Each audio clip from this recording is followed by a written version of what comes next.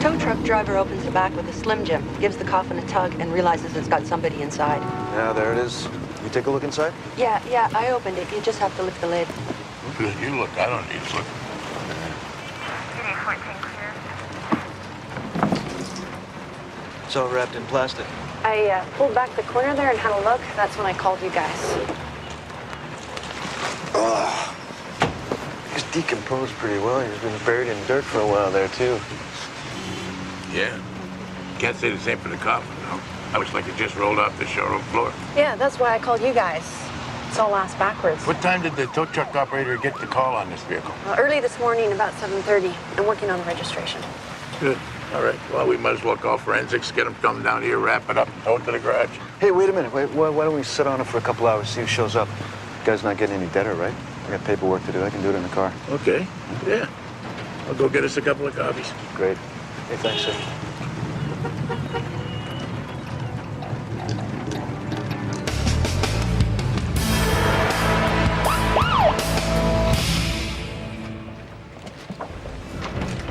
Detective, there's Mrs. Lawrence here to see you. Oh, okay. Bring her in. How are you doing today? Not so good today. I woke up this morning and there was a strange man in my bed. Well, you mean an intruder? Yes, exactly. Well, did he attack you, or? He made breakfast. Oh. Okay, and then what? And then he went to work. As soon as he left, I came here. Do you have a description of this man? Better than that, I have a picture.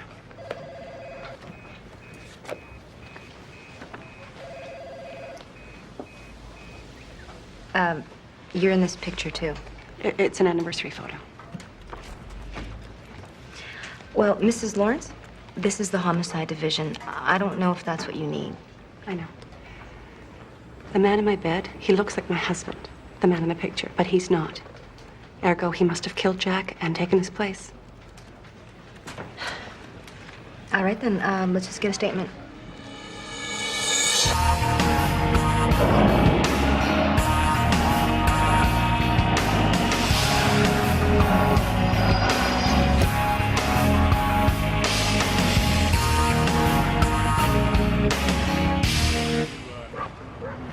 His name's Ryan Fallon. One of the Fallons. It's his father and brother over there. It's a family operation. Oh, yeah? So I found him? No, he was face down. There are no vital signs, but put the neck brace on him anyways and tried to resuscitate. Can't be sure, but I think his neck's broken. Yeah, good call. All right. Get a blanket on him and cover him up. Actually, you guys, you're finished. I'll get hold of body pickup. You guys can get out of here. Mr. Fallon. My name's Dominic Da Vinci. I'm with the Vancouver Coroner's Office. I understand that the deceased was your son. Yeah. Can you tell me what happened, sir? I don't know what happened. I was in the garage here. My other son, John, he came to get me. I was over building some forms when I heard Ryan yell. So I dropped everything and came running over to see what was happening. I saw him laying there like that. I could see it was bad. So I went to get my dad, told him to call 911. So you didn't see what happened? Neither you did. Do you know what he was working on? Do you remember that?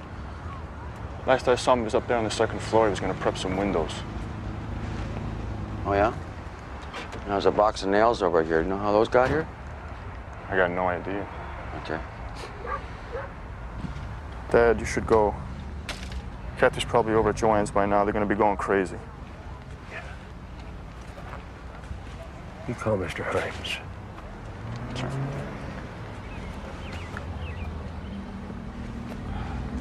I got to call the owner of the property, tell him we're shut down.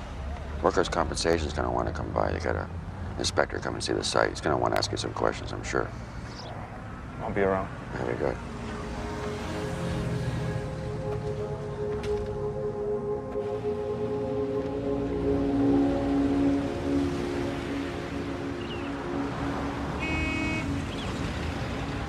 You got your funeral plot picked up? What? No, I'm gonna be cremated. Cremated? Yeah, well, that's all right. You got the spot picked out where you're gonna spread your ashes around? What's going on, Leo? Why have sudden interest in my funeral arrangements? No, I was just thinking. It's nice to have some place to go and pay your respects. I used to like to go up and sit on my dad's grave, just enjoy the view. Mm-hmm. Where's his grave? Up on Fairview there. You can see the mountains and everything.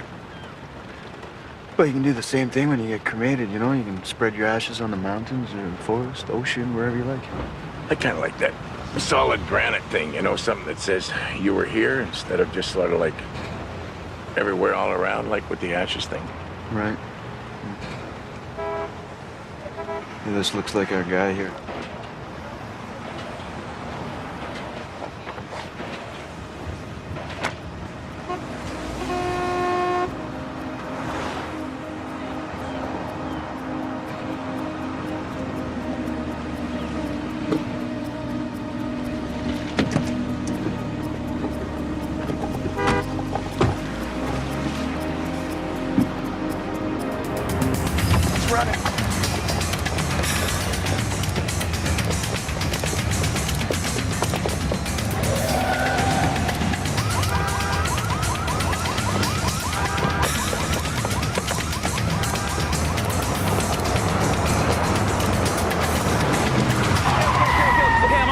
What are you running for?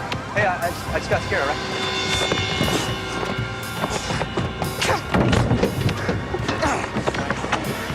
Hold on. Got scared, did you? Prick. Come here. Come here. What are you doing? What are you doing? Just got scared, that's all. You should be.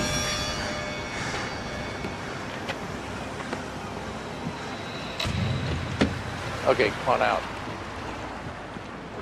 This your vehicle? No. Where'd you get the truck if it isn't yours? Borrowed it from a friend of mine. I met at the bar. When was that? Sometime last night. What bar would that be? Down there on Hastings. I don't know the name of it. Who was the friend? I don't know. You know, we just met there last night and drove me here, dropped me off, said I could use it to move some furniture for a friend of mine. Is that a piece of furniture you got in the back there? No, we just got here. So you don't know anything about the guy in the back there? Guy in the back, no. I think you stole this truck. Nope. Look, I'm gonna ask you one more time. This time you're gonna answer me correctly. Did you or did you not steal the truck without looking in the back? Yeah. Okay, where from? Hotel on Main. Maine and what? Main and 6th. Okay, what time would that be? About 2 in the morning. Oh, why did you park it here? Ran out of gas.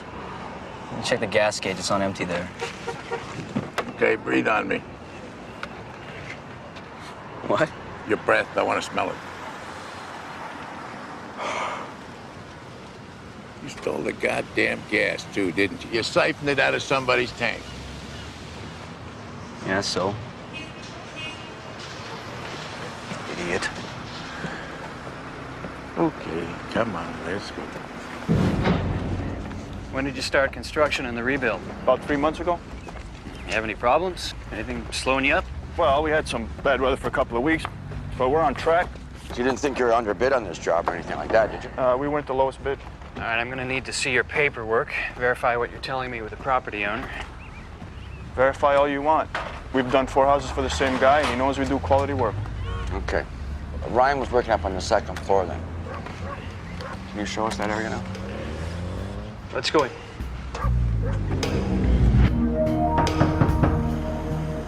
Could you move your car, please? Could you move your car? Why? What's going on? We have a garbage truck coming in, and you need to move your car. All right, okay, I'm coming. Jesus Christ.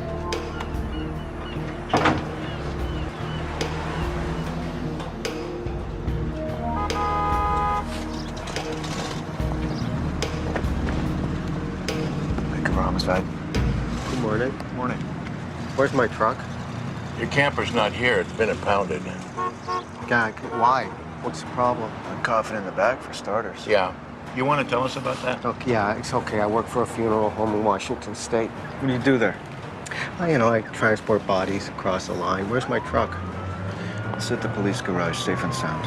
You have a death certificate, transportation papers, custom forms, all the things you need to do this sort of thing? Yep. Yes, sir. I got all that stuff in my room. And you do this body delivery on a regular basis, do you? It's my first one. What was the name of the dead guy in the coffin? Roger McElroy. You got a death certificate for Roger McElroy? Yeah, man. It's all in my room. When did he die? I don't know. I just picked him up at the funeral home. Which one? I got the name in my room. If you... Let's go take a look. Hey, come here. Not so fast there, Jack. Why is everybody in such a hurry today? Hey, where were you running to? Arm. Are you tapping out there? Just tapping out, Leo. When'd you put up this guardrail? When we started work up here, Okay, what happened here where this 2x4 is cracked? well, it cracked, so I nailed it together. That's secure. You can feel that. How tall was your brother? 5'9", 5'10", something like that.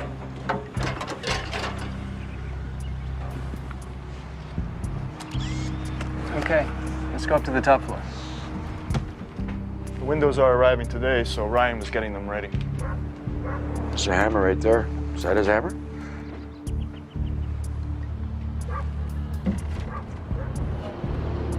Yeah, I guess it is. Yeah, it's one of his. Just looking through this documentation here, Jerome. It all looks pretty legit. Yeah, that's right. Except it's all shit. It's faked up. We called the funeral parlor listed on your papers there. They never delivered a body to you.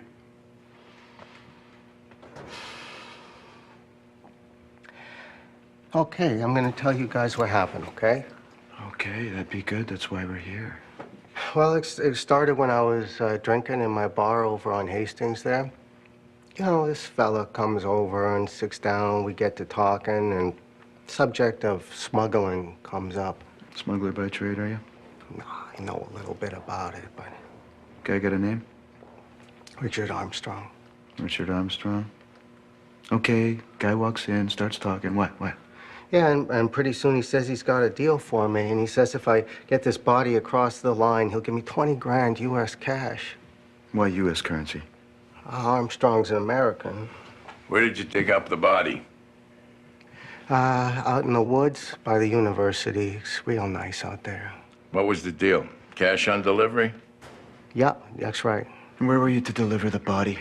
Yeah, I was just supposed to take it across the border, and he was going to call me when I checked into a motel down there, and he'd give me further instructions. Didn't you find the request to dig up an illegally buried body a little unusual? No, he said he was a bounty hunter. There was a reward on the bones, so... This is Mr. Bounty Hunter tell you why he didn't want to dig it up himself? Mm-hmm. Yeah, he got busted up here in Canada once before, and he didn't want to risk getting stopped at the border, so... I'm looking at this Richard Armstrong. Yeah, in the meantime, let's go take a look at this place where you dug the fella up. Come on. I don't really...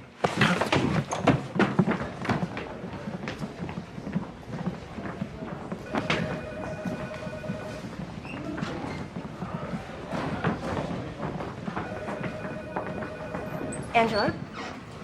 Dr. Lawrence? Dr. Lawrence, hi. Thanks for taking off work and coming down. Have a seat. Could I see some identification, please?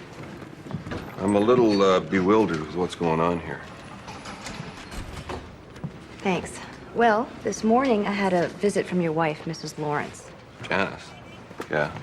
She seems to have the impression that you're impersonating her husband. I'm sorry. Janice has this idea that you're not who you say you are, that you've taken the body of her husband and replaced him. Janice said that? Mm-hmm. Has she been reporting any other misperceptions or exhibiting any other behaviors that you might find unusual? Well, no, now you mentioned it. She did ask if I had a twin brother somewhere that I hadn't told her about. And do you? No. Dr. Lawrence, are you an MD? No. Well, yes. I mean, I'm a dentist. Okay, well, I'm going to suggest that you have your wife accompany you to a psychologist and have an interview. Maybe that'll sort it all out. I think he fell from the second landing. Except for you got that railing down there. So how do you see this happening? How did he get over the railing? Well, it could be he fell from the 3rd floor. He fell from the 3rd floor and then bounced off that 2nd floor over the railing and down to the ground. I don't think that happened. Okay, all right. Well, so maybe he's leaning over that railing there. Say, bringing up that box of nails you found broken open, and the weight took him over. Box of nails. Yeah. Let's take a look. I want to do this right. This rail, it's almost up to my chest. Now, the only way a 20-pound box of nails, he's going to have to be leaning like way over like this before it's going to pull him over. I just don't see it. Well, yeah, all right. Maybe he's got something heavier. Maybe a sheet of that plywood down there. A sheet of plywood? Yeah. Yeah, he leans the sheet against the railing. It starts to fall. He grabs for it. It takes him over. Not unless he's glued to it. No, come on. We've both seen tragedies where a worker falls off a building. He's trying to grab for his hammer or the screwdriver. Yeah, but in this case, we both know what's going on here, right? We just don't want to say it. The only way this guy falls from here is if this railing's not here in the first place. Oh, I see. You're saying it could have been taken down and put back up again. Yeah, I mean, maybe he's trying to haul a piece of plywood up here, okay? Now he sees the railing's in his way, so what does he do? He takes down the railing. Now, whoops, over he goes. Whoever finds him, maybe it's the brother, he sees that the railing not being here is a potential problem. It's going to screw up their safety record if they're proved to be negligent. So what does he do? He puts it back up. Well, I don't think that's what went on here. Oh, bullshit. I saw you looking at that railing. You're pretty goddamn interested in that railing. That's what I saw. I looked at it. I didn't see anything wrong with it. You didn't see anything wrong with it? No. That's why you took like a half a dozen pictures of it? You didn't see anything wrong with it? Hey, I took pictures of a lot of things. So you don't think there's anything wrong with that railing, really? No. I'm going to put that right in my report, WCB investigator. Can I borrow your pen? Yeah, go ahead. I'm going to put it right down in here in black and white. Look, I don't see here anything yet that tells me they broke the health and safety regulations. Okay, look, if they're being careless, I think they should be put right out of business because I don't want to see anybody else in this city fall down on a job and then not get up. Right, if that turns out to be the case. So what you're saying is that you're going to continue to look into this? Right, I'm still looking into it. Tell you. Because otherwise you're going to be in front of an inquest jury at my inquest and give them a physics lesson on how a 5'9" man accidentally falls over a 4-foot high railing. And good luck with that. The only way they're going to accept that is if maybe you tell him he's equipped with those spring shoes, those spring like the cartoons, and he go boing, boing, boing right over the goddamn thing.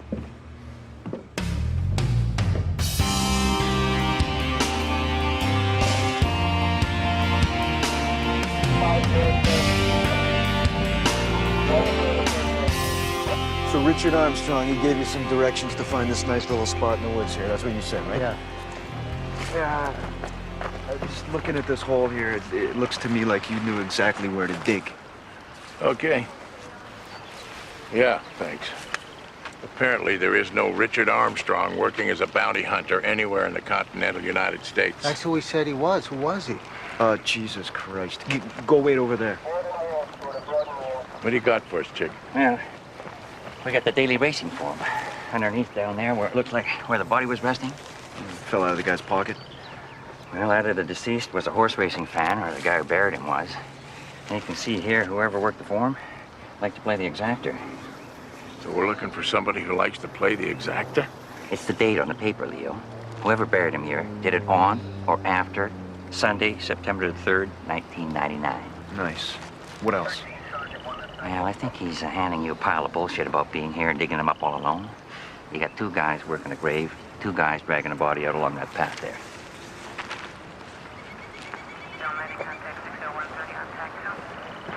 Why? He didn't draw you a map. He brought you here, didn't he? I met him at his place. He brought me here. His place? You been to his place? Sure, yeah. You remember the address? Sure, yeah. Write it down.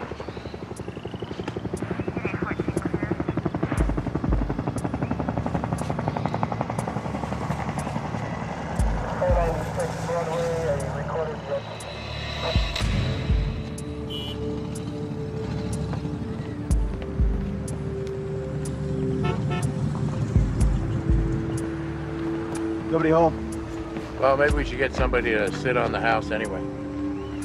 Let's make the call here. So you and your brother must have started this business when you were both pretty young, huh? Yeah, ever since we could hold hammers. Ryan was 9, 10 years old. They were already framing walls together. Really? What a pain in the ass he was, remember that? Yeah, he was a kid all the time. He'd get mad. Ryan, you gotta slow down, be patient. He learned. Ryan had a fine touch with cabinets. Yeah, but the framing, the building of forms, the shit work, he didn't like that. You didn't like that, huh? So who did the shit work then? We shared the work. You and your brother got along okay? Yeah, sure. He was my brother. Well, you know, my brother and me, one minute we're fighting like hell, and the next minute we're laughing like hell. You know, you never know. I won't have any monkey business on the job. They can go work for somebody else. And how did you two get along? Because if it's anything like me and my father, we didn't always see eye to eye. Sometimes he'd say something, and I'd just go ahead and do something else. Dad says something, we can have an opinion, but what he says goes. Because I was just thinking about what you said about how Ryan had a temper, so I'm thinking, well, maybe he's mad, you know? He's not paying attention because he's cut some corners somewhere to make life easier on himself, no? Forget it. No, not Ryan, no. Not possible. Mr. Fallon, you have to consider that the morning that Ryan died, he may have cut some corners, he just didn't catch him at it. I don't see how he could have fallen unless he was being careless.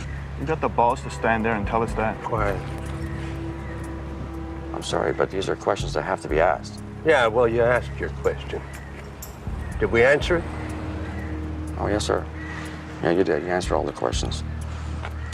Thank you very much for your time. There was a fair amount of decomposition on your man in the box. You saw that, right? Yeah. But I also noticed a yellowish hue to the body that was pre-mortem. Like hepatitis, maybe? Well, no, that wasn't present in the liver.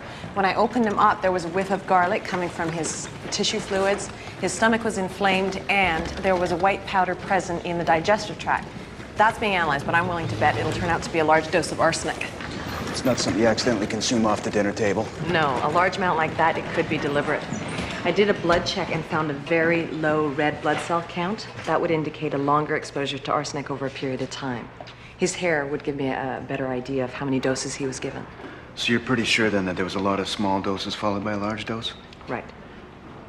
Maybe the poisoner was getting restless, decided it was time for him to go then. We have a tentative date for when this guy went into the ground, sometime September of last year. Is that fit? That would coincide with the artifacts I was seeing. Gonna be able to get prints off this guy? Chick identified him. He's a man by the name of George Boltek. Did somebody find arsenic these days? That poison. Right. Small doses administered over time implies continuous contact or opportunity. The arsenic would keep the victim sick, weakened, maybe even dependent on the poisoner for relief. Like a partner. Mm-hmm. Or maybe a spouse.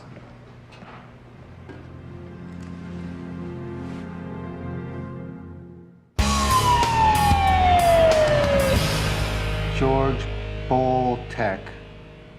No, never heard of him.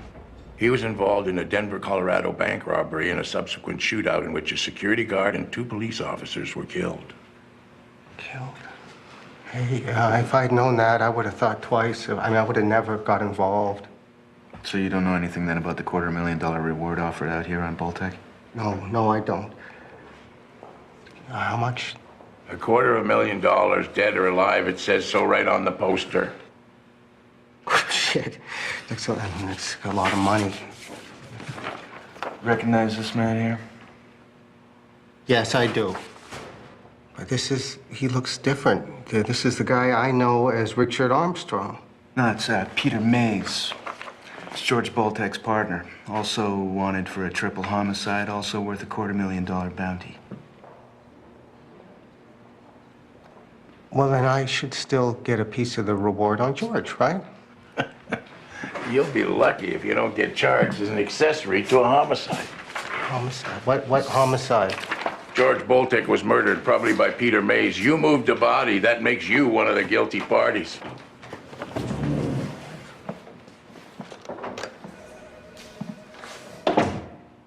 You had both guys $500,000 in reward money. Leo, Yeah. Your housekeeper just called. She left the front door unlocked and your wife slipped out when she wasn't looking. Oh, shit. Okay, I gotta take care of this. I'll come with you. Hey, It's want to okay. take Jerome I and can put him in handle lockup myself, for me? Really, she probably just went for a walk. I need the air anyway. Now, look, you go sit on the maid's house. You got somebody there? Oh, it's okay. Look, I can handle it, okay? Do you mind if I come along? Is it okay? Okay, whatever.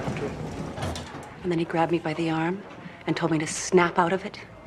And he tried to drag me down the hall into the elevator and into the car. I see. And he was raving on and on about taking me to some hospital and doctors and all kinds of insane things. I tell you what I'm going to do. I'm going to call up Dr. Lawrence. Oh, don't do that. He knows that I know.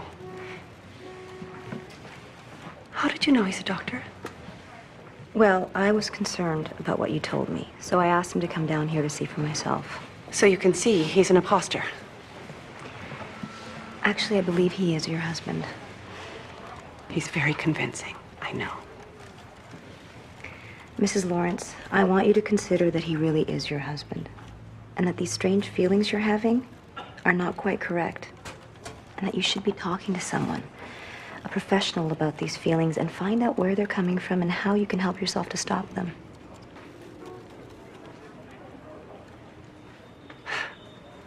Okay. So you'll do that? You'll talk to a doctor? Yes. Okay, good. Should I call your husband and ask him to come get you? No. I'll be all right now.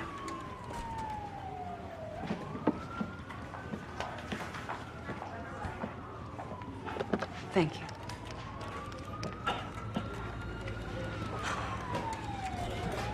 Doctor, hi, it's Detective Cosmo. Listen, you're going to have to try a different approach with your wife. He had a compound fracture to his left tib fib. His left arm was broken in 2 places. Also, his left wrist was fractured. But it was the broken neck that killed him. Death would have been instantaneous. So all these injuries are down the left side of his body. Right. And there were contusions on his left cheek, chin, and nose, also on his knees and the palms of his hands. Palms of the hands. So that suggests that he had his hands outstretched to try and break his fall, perhaps. Could be that's how they got there. Would you say he fell face first? Then? Oh, yeah. How far did he fall? 30 feet. Well, that would certainly be enough to break his neck. Right. I pulled 2 large wood slivers from the palm of his right hand. Had to hurt. Maybe he got distracted. That's how he fell. Wood slivers? Mm-hmm. Okay. Thanks. Okay. So you're saying this ladder wasn't secured? Well, based on what I can see from the evidence, I believe it's the only way he could have gone over the railing on the 2nd floor. Okay, how do you see it happening? You got the ladder going up to the dormer on the top. Which is secured by a rope. I see it right in your picture. Yeah, it's secured. It was secure when we inspected it. What I'm saying is, what if it wasn't secure the morning of the accident? Okay. All right? So the victim, he's going up the ladder, and maybe he's got your little box of nails, right? Right. The ladder slips, goes backward, takes him out and over the railing.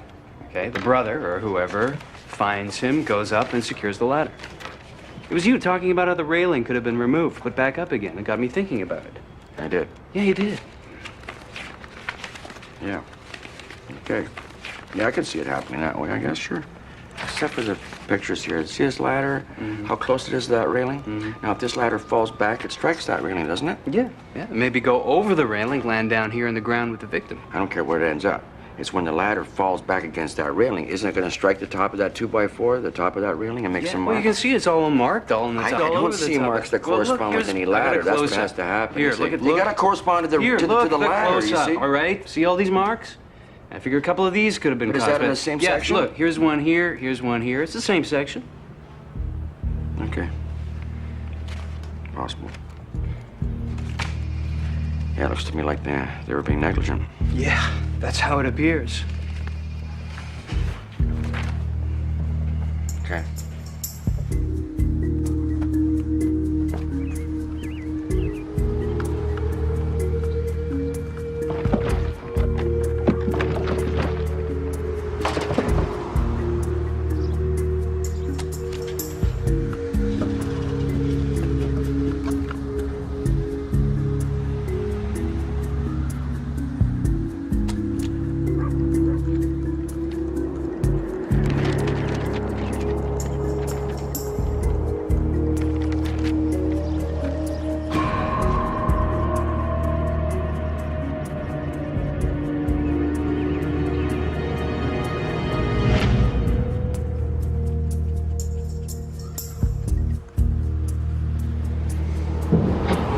figure Mays and Boltec are hiding out up here in Canada, right? Then they hear about the price on their heads. Mays decides to start slipping the arsenic to his partner, Boltec. Yeah, putting a little rat poison in his breakfast cereal. Yeah, then Boltec dies. Mays buries him and starts looking for some sucker like Jerome to front for him, collect the reward money. Yeah, that sounds right. She always likes to come down here along this street. She likes the trees. Sometimes she goes and visits a dog down the next block. Up here? Let's go take a look up there. Not right, I have to keep her locked up in the apartment like that. You gotta start thinking about care, Leo. Yeah. We got patrols out looking for her. Just show up. Just show up.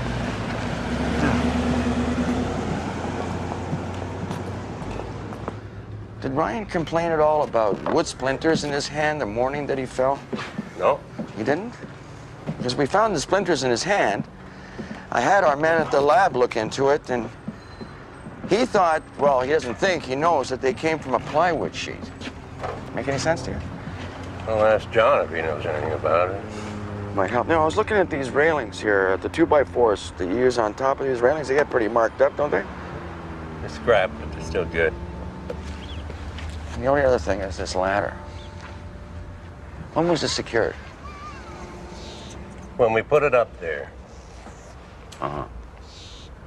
You see, I gotta be honest with you. Your situation isn't really looking too good here. Okay. So you tell me what's the problem? Well, it's this railing here. Now, your son had to fall over it, right? And you can see how high it is. That's your problem. So the railing can't be there when Ryan falls. Right, otherwise how does he fall over it? Which is also why you asked me about the ladder. Well, I can see if the ladder isn't secured, how it could have fallen over backwards as Ryan's climbing up this ladder. And that way he could have got over this railing. But to me, either this railing is not here or this ladder isn't secured. I understand.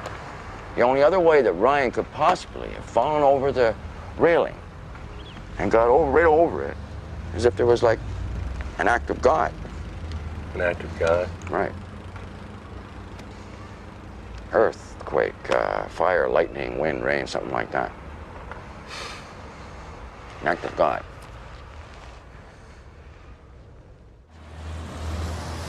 Sweetheart, where are you? Oh.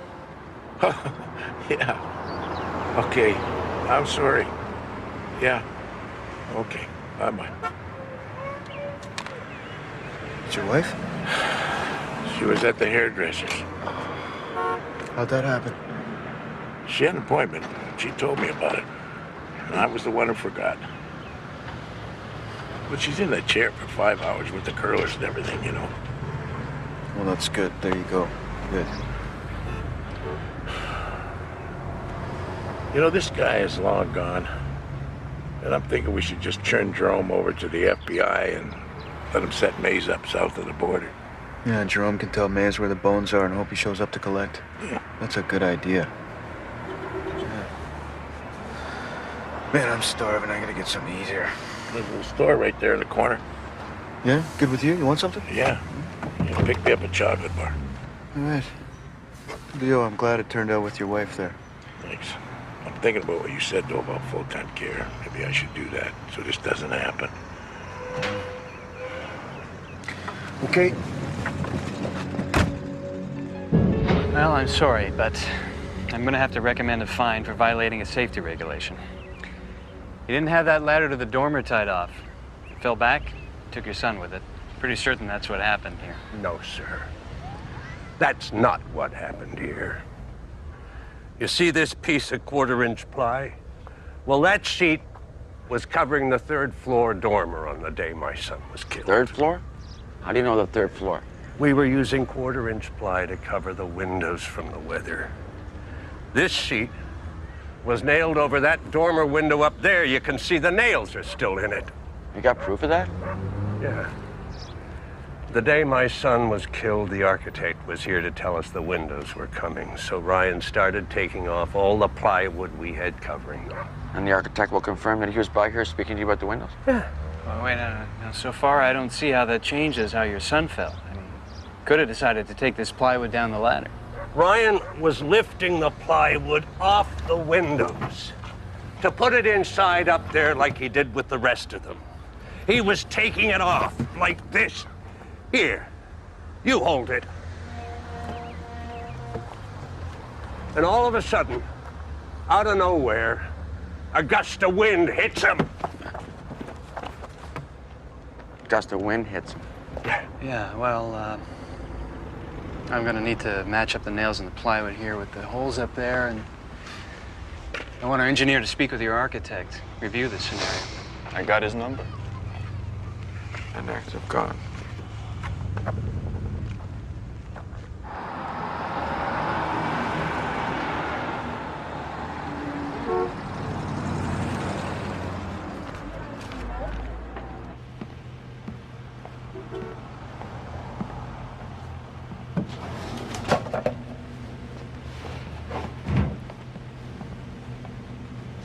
You got any American cigarettes?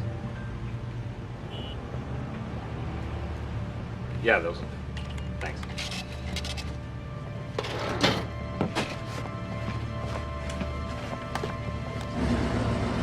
Peter Mays, Vancouver homicide. Stop! Move! Stop right there! Yeah, we got the bones in our morgue and Jerome's in our lockup. You can come and pick them up anytime you want to. Yeah. Hold it! Holy shit, I gotta get back to you.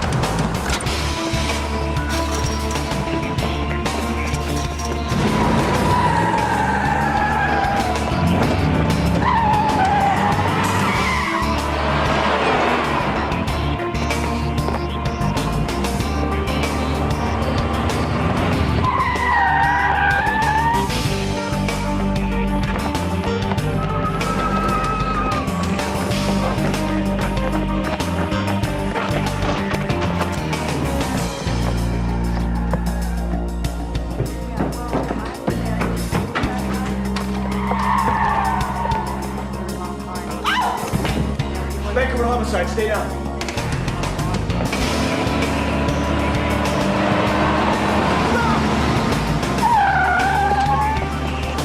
Take the other side! Other side! Stop! Stop!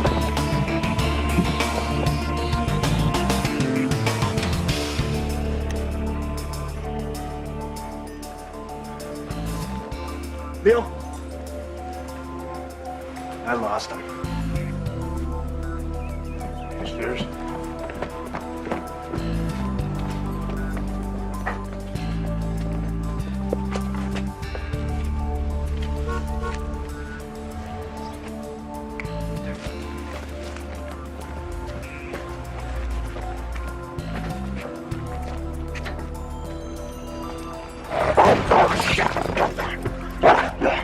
Dog.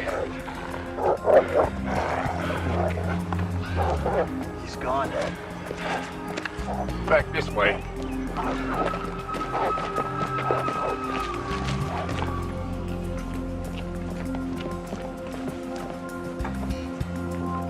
Where's the car?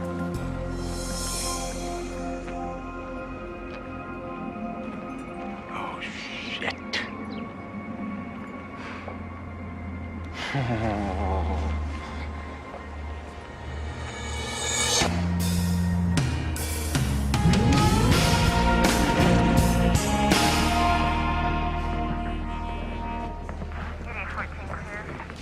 Hey, good job, guys. How's it feel to kiss $500,000 goodbye?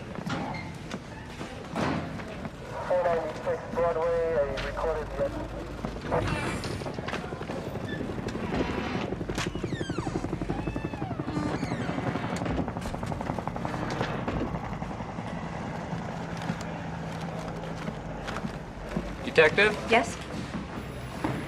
Oh, hello, Mrs. Lawrence. And how are you today? Not so good. My husband left me, you know. Oh, I didn't know. I'm very sorry to hear that. Thank you. It's not so bad. The gentleman who's taken his place is very sweet. Oh, good. Would you like some tea? Yes, thank you. This way.